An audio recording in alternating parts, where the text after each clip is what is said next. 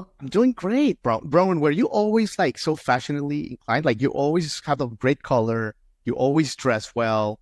Like were you always like, I don't know, like a low-key fashion icon? Well, I'm glad you think so. That's very nice of you to say. Facts are facts.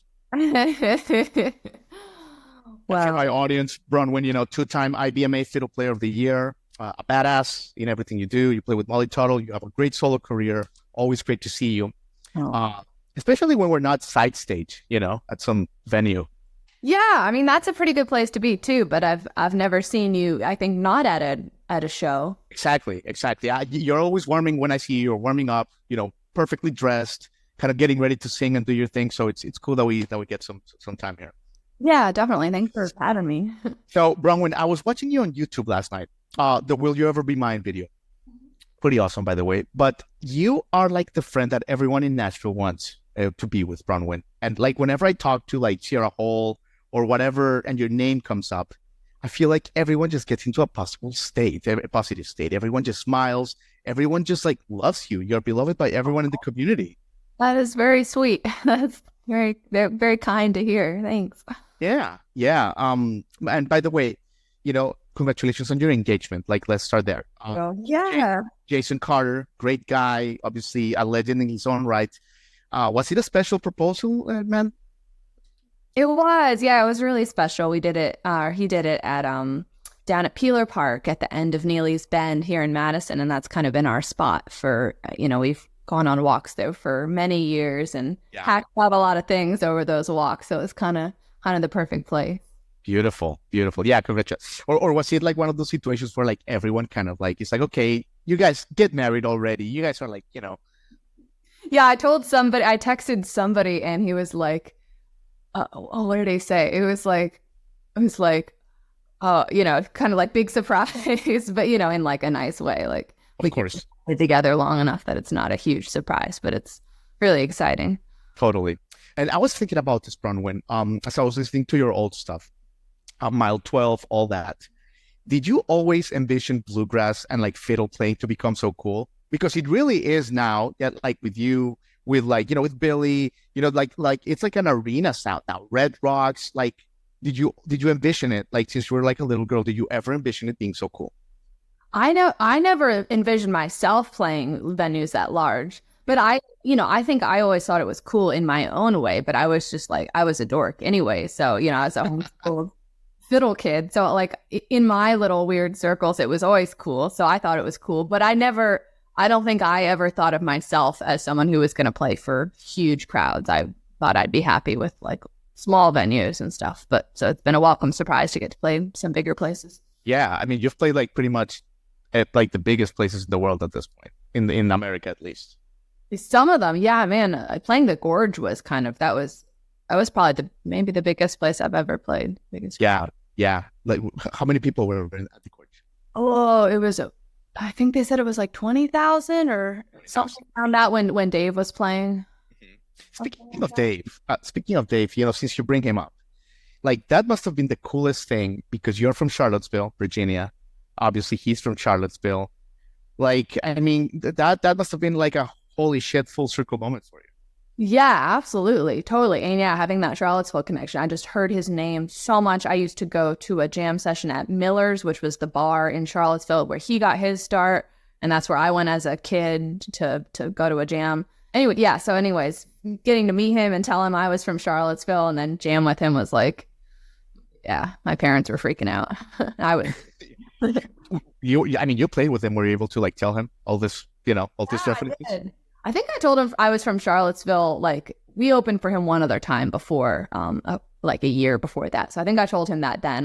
But I think he remembered because he like brought it up when we were at the Gorge, and I was like, amazing. Wow, all right, cool.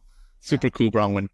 So Bronwyn, you mentioned you were homeschooled, and I mean, I'm trying to figure your career out because I find this. Yeah. I think this is mind blowing to me anyway. When you decided like super early, like young age, like age 4, like that you wanted to play. Basically, you're one of those kids that just knew what you wanted to do with your life, which is fucking incredible. What was it about Irish fiddling? I know your dad is from Irish descent, but what was it about it? Like when you remember like Little Ham, Bronwyn, this small, that just kind of like set your soul on fire that you're like, I want to do that.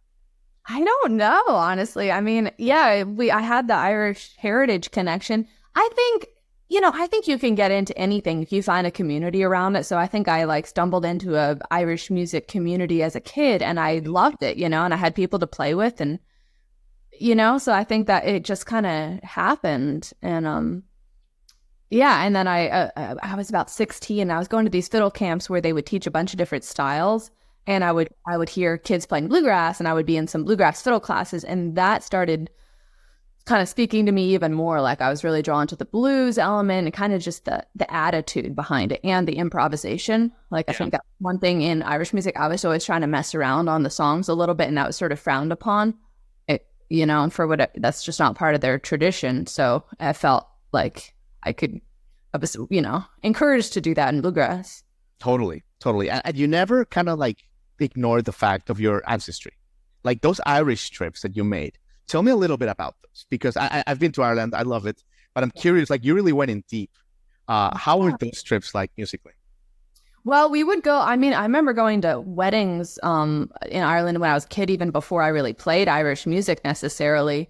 And, and then when I kind of got more into Irish music as an early teenager, I would go, my dad would come with me sometimes. And then I think maybe they let me go when I was 16 by myself. And that was like really fun, going to all the pubs and stuff and just like kind of crazy going to Ireland as a 16-year-old by yourself. Like that's a little nuts, but I was responsible and they knew where I was going to be and like who I was going to be staying with and stuff. But it was really cool.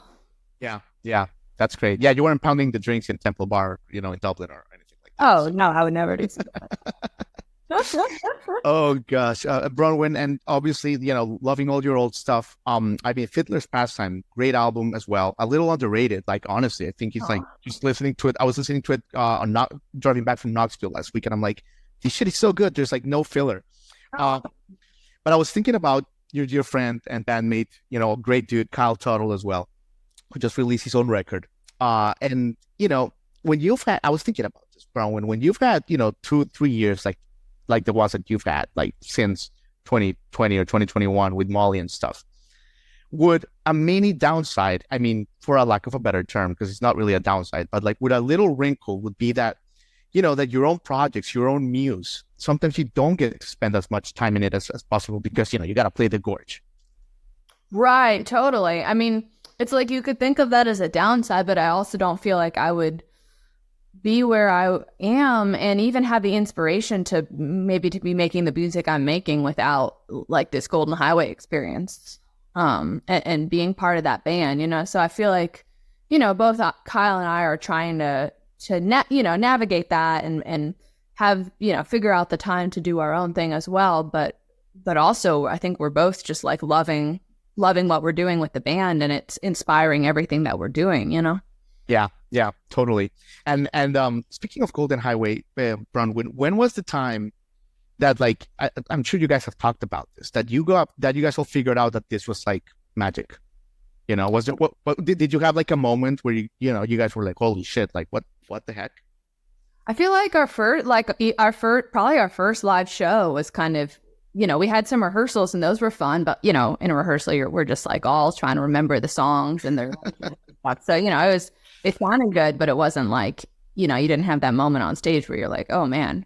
But I remember we did a couple rehearsals in the fall of 21 and then in 22 in January we started our first tour, which was a West Coast tour, and we started in Seattle and worked our way south. And I remember even just the first show in Seattle, like we were all super nerved up, going to play a whole set of music we'd never performed before. But just the feeling of all being on stage, it was like, I'd never experienced anything like that with the energy both on stage and like from the crowd. Yeah. Oh, right away, it was like, oh, wow, this is really cool. 100%, Bronwyn. And okay, and your new songs, I think I told you this the other day in Station In, but like your songwriting is quite special, Bronwyn. I mean, well, I should say it's not my songwriting. That's right. But are you writing your own songs? No, none of these. I did not write any of these. Is that something that you're into? You know what? I have not done it at all. Singing has been like the new thing for me. So I've been kind of working on my singing in the last couple of years. So like putting out putting out vocal songs at all. I felt like it was going to be too much to try to write songs as well as like learn how to sing them, if that makes sense. Yeah. Like So baby like, steps. I'm gonna source like songs from my favorite songwriters, and like that's gonna be the first album. Right. Right. Well, I think I'm sure you're gonna be a great songwriter, but your vocals are like Oh. splendid, Bronwyn. Would you say that like you're singing like as best as like as good as you've ever sang right now? Oh, well, it's definitely the best I've ever sang. I aspire to sing even better, but it's yeah, it's yeah, Yeah. so improving. I love it. And you're gonna do a little tour, right? I am, yeah. I've got a couple solo gigs booked for this spring while I'm, still off the road from Molly. And I'll sprinkle stuff in throughout the year as I can. Amazing. Amazing. I mean, hopefully we get to catch it. I know you had one on these the other night, but I think I had something that day. Also, it was like past my bedtime. Sometimes these shows, when they're like, come see us at 11:30, like on a Tuesday. I'm like, hey, Yeah, but I could win to do this in the afternoon. right. Oh my God, Bronwyn, if it was up to me, I would have brunch shows. We're all in bed by 6, so. Yeah, that would be very civilized. I'd be into that. Oh my God, Bronwyn. Well, look, you're awesome. I think you may play a song for us. So let me leave you with this, Bronwyn. And this is going to be impossible, but you've had so many great magical moments the past 2-3 years. I've been present at some of them, like, Bonnaroo and stuff.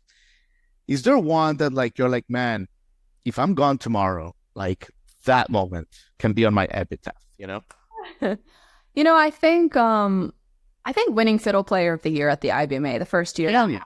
I think that was the Grammy was amazing too, but something about the Fiddle Player of the Year, it's just so specific. It was for my thing that I do, and to be recognized like that by my community was like, I was just like bawling in the bathroom as soon as I got up after getting that award.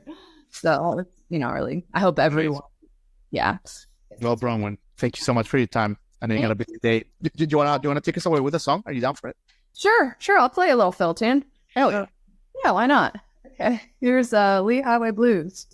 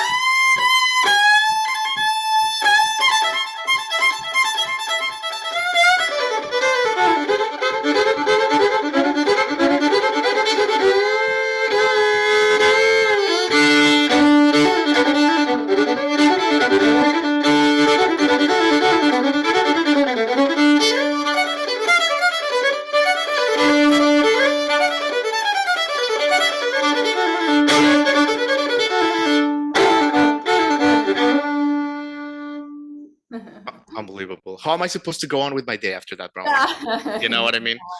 Thank you so much for your time. You're the very best. We always appreciate connecting with you. Oh, it's great to talk to you. Thanks. Absolutely. Take care. Bye.